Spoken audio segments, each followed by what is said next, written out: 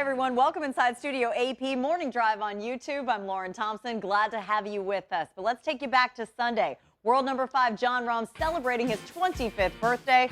So his career has already been highlighted by 5 European Tour wins, 3 titles on the PGA Tour, and he was also a member of that victorious 2018 European Ryder Cup team. So bringing in our crew at the desk, Anna Whiteley, start the party. If you had to buy stock today in a player under 30 years of age, looking ahead to the next 10 years, would John Rom be your choice? Without a doubt, I'm going for that man behind your shoulder, LT. I'm going for John Rom, 3-time PGA Tour winner, 5-time European Tour winner, Ryder Cup star, potential world number 1 in the making. If I'm buying stock, I'm buying low with huge potential, and that is exactly what John Rom's got. 3 top 4s in major championships. He's a major winner waiting to happen. Do I need to say any more to convince you that he's John behind Rom? your shoulder as well? Yeah.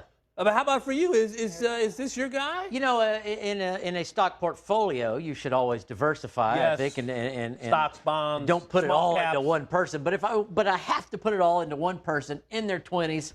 It's not John Rom, I'm afraid. It's the proven commodity, Justin Thomas. The guy is a stone cold killer, as we know. I was looking through his 11 wins.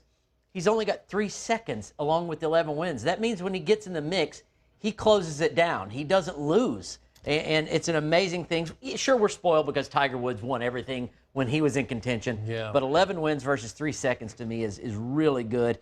And that's how strong he is mentally when he's in the mix. Over $30 million made already. And that's not including his FedEx bonus for $10 million. Did you say strong mentally? Amazing. Strong mentally. Sounds like Brooks Koepka to me. Well, that's 4 majors, the 7 wins overall, the world number 1. I know he's a little dinged up right now, but if you have a chance to get on the train of Amazon or Starbucks or Google, you're going to do it, even if you're a little late. I want the proven commodity, and that is Brooks Koepka, maybe the toughest player mentally I've seen since Tiger Woods, the player who didn't back down when Tiger was chasing him in St. Louis at the PGA at Belle Reve. I think he has many more majors in his future. The 20s were fantastic for him. I think the 30s will be just as bountiful for Brooks Koepka. I mean, potentially, though, Brooks Koepka could have peaked already. The rate that he's been ticking off major championships, world number 1, I mean, he's done it all incredibly well, but he's done it very quickly. Who's to say what the future of Brooks Koepka could hold? That's true, but even if his rate slows down, it's still more majors than John Rom has,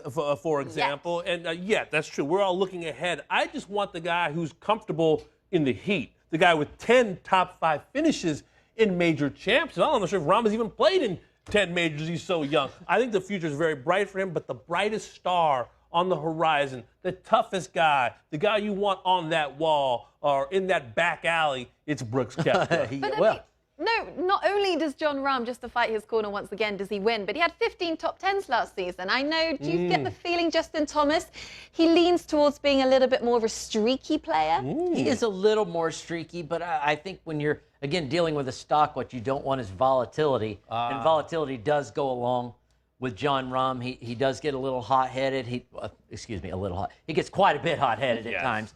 And at times, we see that actually cost him shots. A lot of players get mad. I mean, Tiger Woods was famous for losing his temper at times, but he never looked like he was still mad when he went to hit his next shot. Yeah. He always had a knack for letting the anger go on the spot and moving on and getting past it. John Rom doesn't have that. I just think that Justin Thomas, he's got a little of that anger too, but he doesn't let it affect him. He harnesses it a little bit better. He does harness it a little better. I think too, my guy looks like he's in his 20s. You Brooks and Rom, they look older than I am. I think you hit on something with Rom. Any concern that because of his kind of tendency to let a bad shot affect him, let a noise in the crowd get him? We saw this happen during the playoffs in New Jersey. A bogey became another bogey, became a stare into the gallery, became a goodbye lead. Hello, Patrick Reed. You know what I'm saying? No, I hear what you're saying, but I think he's only just turned 25. That is very young, and yes, he is hot-headed, and that's part of the reason why he's been so successful so far. But I think if we're investing over the next 10 years, you like to think that John Rom is going to be able to control this to some degree. I know you could compare to Sergio Garcia, has never quite got control over that temperament, but John Rom could be cut from a slightly different cloth, do you feel? I think he is not cut from much of a slightly different cloth. I think we're seeing exactly, pretty much what we saw out of Sergio Young. So much talent, lots of wins, not quite getting it done. a little hot under the collar at times. So far, he's pretty much following along with the same game plan that Sergio went with, and that's not to say that's bad. Who has more talent between those two, Sergio or John Rom, in your mind? That's a tough one, isn't it? That is a tough one.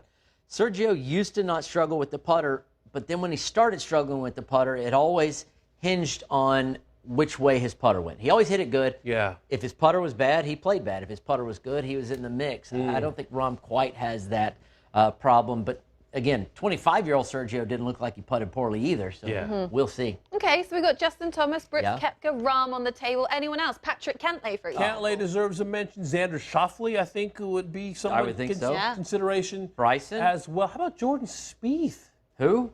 The three-time major Oh, champ, that former world Jordan Spieth. #1, getting not even a mention these days, but for his struggles.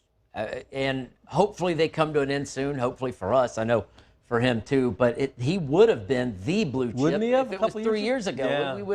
We would have all sat here and said there is no other Who's second? player we in would have said, their right? 20s, right? Yeah. We're all going to put in all on him, and it's strange to see what happens. Golf is better than all of us in the long run, and we never know for sure. I mean, I'm looking at very young. I think Colin Morikawa, if I was going to put some money on somebody for the long run here, Yeah.